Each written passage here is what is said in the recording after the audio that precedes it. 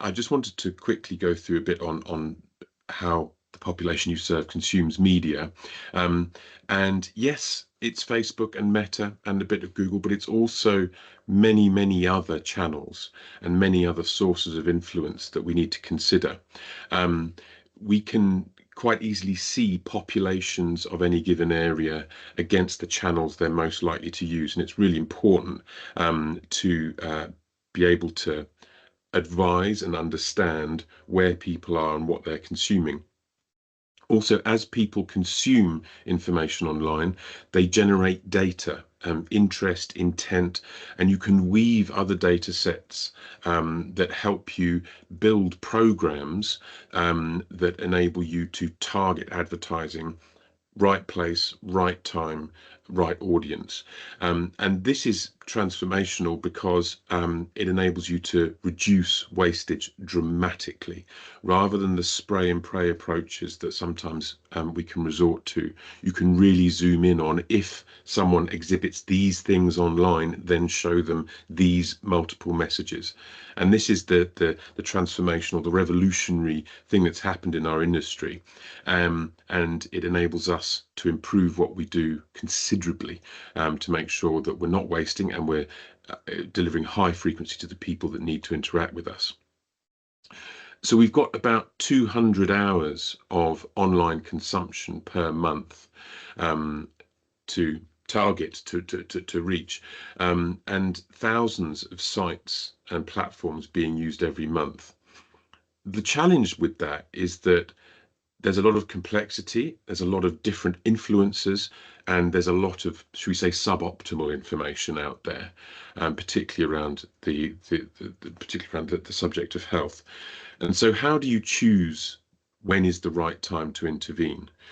Well, one of the things that really cuts through a lot of this is search advertising, or as we call it, paid search.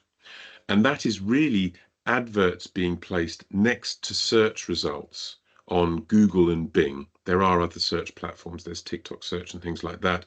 But in the UK, across those two platforms, there are 10 million health related searches every single day.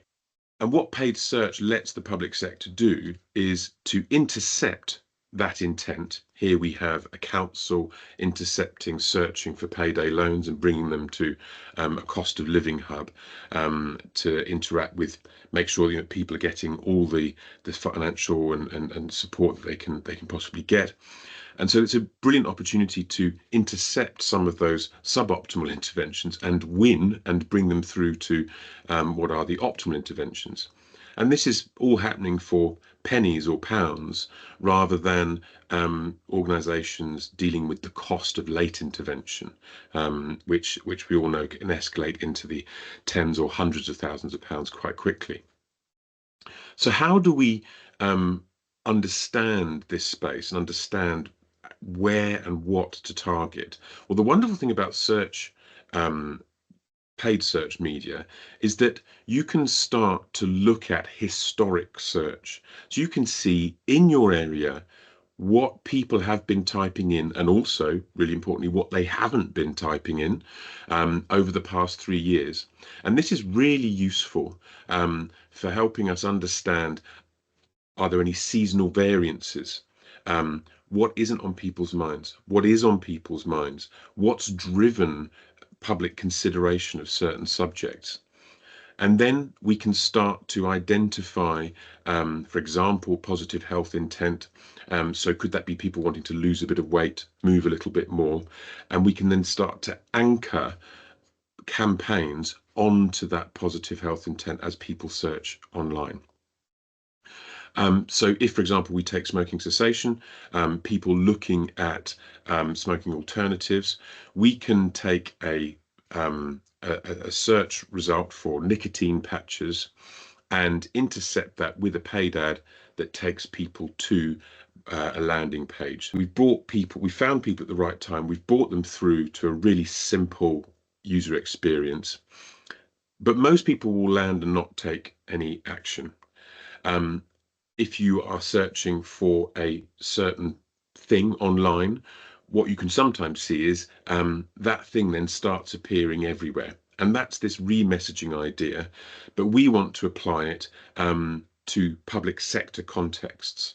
So, for example, if people visit your council school term dates information, we can assume that maybe they have caring responsibilities for a child, and we could then put maybe MMR or HPV messaging in front of them.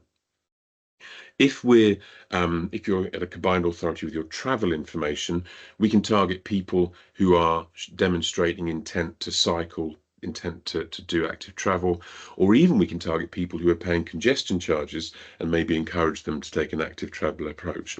So that remarketing based on the data built in your estate is really, really important, as powerful, if not more powerful, than search advertising.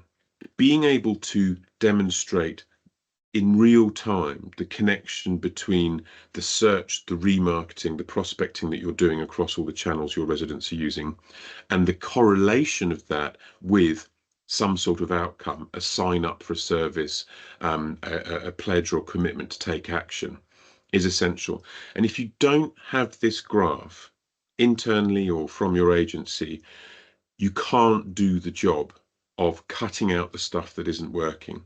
This graph also helps you diffuse requests for some of those channels which we may, if we're honest with ourselves, feel that just don't do anything. But the most exciting thing about this is that over time, we can see that the cost per interaction is going down. So starting at that inefficient phase, that inefficient sort of awareness phase, and improving efficiency, remarketing people, nudging them through, we can prove that cost per, in this case, quit attempts, goes down over time. You can see there as well the council using ads in their emails to nudge behaviour and nudge those quit attempts along. So if you don't have this graph, you can't do the job. Post campaign evaluation is for a few years ago, real time in campaign evaluation optimization is where we're achieving most of the efficiencies on this. And so some really useful questions to ask, and also some really useful questions to diffuse maybe some of those salespeople or some of those requests for inefficient media. What percentage of our target audience will see this campaign on your channels every week? How many times will they see these adverts? Because you can't just deliver the advert once or the message once. You've got to deliver lots of messages, lots of times to that target audience. How many people take action or took action as a result of using that channel? And what was the cost per outcome for that channel or for that piece of activity? And if you're not able to answer these questions, you probably shouldn't spend any money on it. And this is a really neat way of diffusing requests, but also these are the questions that help you optimize and refine over time.